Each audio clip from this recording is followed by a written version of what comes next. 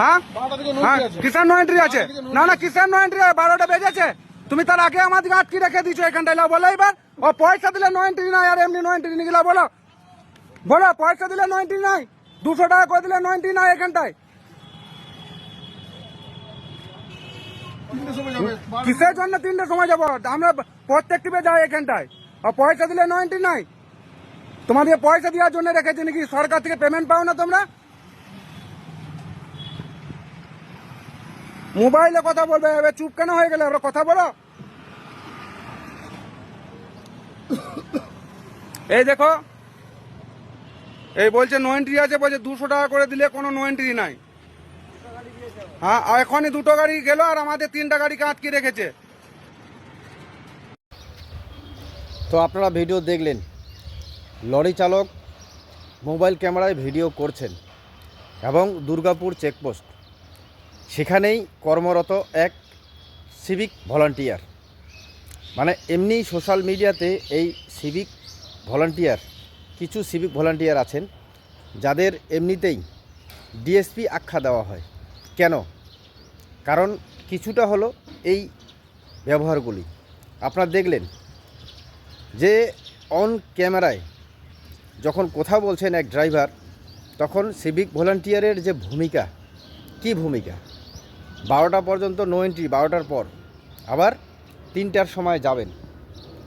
কিন্তু যারা ভিডিও করছেন তারা ক্যামেরা চালু করে বলছেন যে কিসের নো এন্ট্রি, 200 টাকা দিলেই নো এন্ট্রি খুলে গেল, 3-4টা গাড়িকে ছেড়ে দেওয়া হলো। কিন্তু এখানে 3-4টা গাড়ি আবার লাইনে দাঁড় করে রাখা আছে। কেন? No entry. তার মানে আগে যে 3-4টা গাড়ি বেরিয়ে গেল সেগুলির কি নো এন্ট্রি ছিল না? আমরা সোশ্যাল মিডিয়ায় প্রতিনিয়ত, এবং আমাদের বাংলার কিছু লরি চালক বাইরের রাজ্যেরও বলুন, তারা বাংলায় এসে হেনস্থা হচ্ছেন এবং প্রতিনিয়ত সোশ্যাল মিডিয়ায় ভিডিও করছেন। তারপরেও আমাদের পশ্চিমবাংলার প্রশাসন চুপচাপ নীরব কেন? হাজারো ভিডিও ভাইরাল, কিন্তু এই ভিডিওগুলি নিয়ে কেউ কোনো রকম কথা বলছেন না, না সত্যতা যাচাই হচ্ছে, না স্পটে কোনো রকম কোনো প্রশাসনিক পদক্ষেপ হচ্ছে, কিন্তু চলছে দেদারে বুক ফুলিয়ে তোলাবাজি। নো এন্ট্রির নাম করে 200-300 প্রতি মুহূর্তে টাকা তোলা হচ্ছে।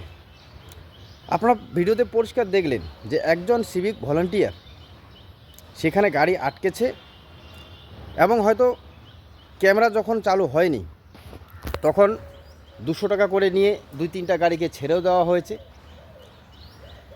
এরা যখন ভিডিও করছেন তখন কিন্তু সেই সিভিক ভলান্টিয়ার একদম নীরব হয়ে গেলেন, মানে ওনার ভূমিকাটাই আলাদা হয়ে গেল। আপনারা দেখলেন কি করে যেতে যেতে বললেন যে 12টা থেকে নো এন্ট্রি, 3টার পরে তুমি যাবে। তারপরে চেয়ারে বসলেন, জল খেলেন, মোবাইল হেডফোন হাতে নিলেন। মানে ওর ভূমিকাটাই আলাদা, বলতে দ্বিধা নেই যে সত্যি ডিএসপি ভাব, মানে বিশাল বড় অফিসারের মতো। কিন্তু কথা হলো বা প্রশ্ন হলো যে এই সিভিকদের এত পাওয়ার কে দিল বা কারা দিল? বুক ফুলিয়ে তারা ক্যামেরার সামনে বলছে যে নো এন্ট্রি আসে, যাবে না, আগে 2-3টা গাড়ি চলে গেল। তো এখানে আমি বলতে চাই, যদি সেই লরি চালক ভিডিও করে, যে ভিডিও সোশ্যাল মিডিয়া ছাড়া হয়েছে, যদি সে মিথ্যাভাবে ভিডিও করেছে তাহলে তার জন্য উপযুক্ত ব্যবস্থা নেওয়া দরকার। আবার যদি সেই সিভিক ভলান্টিয়ার সেখানে সেই ট্রাফিক চেকিংয়ে তিনি যদি অবৈধভাবে 2-3টা গাড়িকে ছেড়ে দিয়েছেন 200 টাকা করে নিয়ে, আর এদেরকে আটকে রেখেছেন শুধু পয়সা তোলাবাজির জন্য, সাধারণ মানুষ বা সাধারণ লরি চালকদের কি সময়ের মূল্য নেই? রাত ভর তাদেরকে গাড়ি নিয়ে চলতে হয়। তাহলে সেই সিভিক ভলান্টিয়ারের বিরুদ্ধে অথবা ওকে যে নির্দেশ দিয়েছে তার বিরুদ্ধে ব্যবস্থা নেওয়া দরকার। কিন্তু আমাদের পশ্চিমবাংলায় আদতে সেটা কি হচ্ছে? হচ্ছে না। তো কাজেই সোশ্যাল মিডিয়ায় তো আমরা ভিডিও করছি এবং এই ভিডিওগুলি দিয়ে অনেক রিয়েকশন ভিডিও তৈরি করছি, যাতে কোনো না কোনো রকমভাবে আমাদের রাজ্যের প্রশাসনের নজরে আসে এবং প্রশাসন যাতে এর সঠিক পদক্ষেপ নেয়। কিন্তু আসলে কোথায় দেখা যাচ্ছে? যাচ্ছে না। যার জন্যে আমার মনে পড়ে গেল, আপনাদের মনে হবে যে একজন গায়ক মঞ্চে উঠে বলেছেন, প্রতিবাদী গায়ক, যে আর এই গান টান গাওয়ার ইচ্ছা করছে না, এই প্রতিবাদী গান গাওয়ার থেকে ওই কুণাল ঘোষের ব্যাপারে বলেছেন। তো বর্তমান সময়টা না এই ধরনের কিছুটা চলে এসেছে। মানে আপনারা যদি নিজেরাই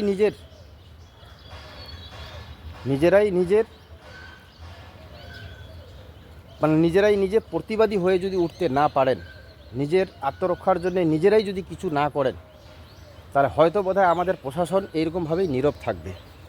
যার জন্যই কিন্তু হাতিয়ার হিসেবে লরি চালকরা এই মোবাইলটাকেই হাতিয়ার বানিয়েছেন। সোশ্যাল মিডিয়ায় ভিডিও করছেন, ছাড়ছেন, কিন্তু তারপরেও আমি বলতে চাই যে কী লাভ হচ্ছে আদতে কোনো লাভ হচ্ছে না। তো কাজেই আমি ব্যক্তিগত মতে বলবো যে কোথাও না কোথাও আমাদের রাজ্যের প্রশাসনিক এই কাজকর্মগুলির জন্য এবং এই যে প্রতিনিয়ত লরি চালক, ট্রাক চালক, বাইক চালকদের হেনস্থা করা হচ্ছে, কোথাও মারপিট করা হচ্ছে, তো এদের জন্য কোথাও না কোথাও আমাদের রাজ্যের পুলিশ মন্ত্রী দায়ী। কারণ তিনি কি সোশ্যাল মিডিয়া নজর রাখেন না? যদি নজর না রাখতেন তাহলে একাধিক সোশ্যাল মিডিয়া ইউটিউবারকে কেস দিচ্ছেন কি করে? নিশ্চয়ই তিনি নজর রাখছেন। তো যার জন্যেই এই যে সরকারে বসে আছে না, এই সরকারটাকেই হয়তো চেঞ্জ করতে হবে। এই সরকারকেই পাল্টে দিলেই হয়তো দেখা যাবে নতুন সরকার আসলে যদি একটু প্রশাসনিক দিকটা ভালো হয়, স্বাস্থ্য শিক্ষা একটু যদি উন্নত হয়। তো যাই হোক, আমার ব্যক্তিগত মতের সাথে যদি আপনাদেরও একমত হন তো অবশ্যই কমেন্টে জানাবেন। সজাগ থাকবেন। ধন্যবাদ।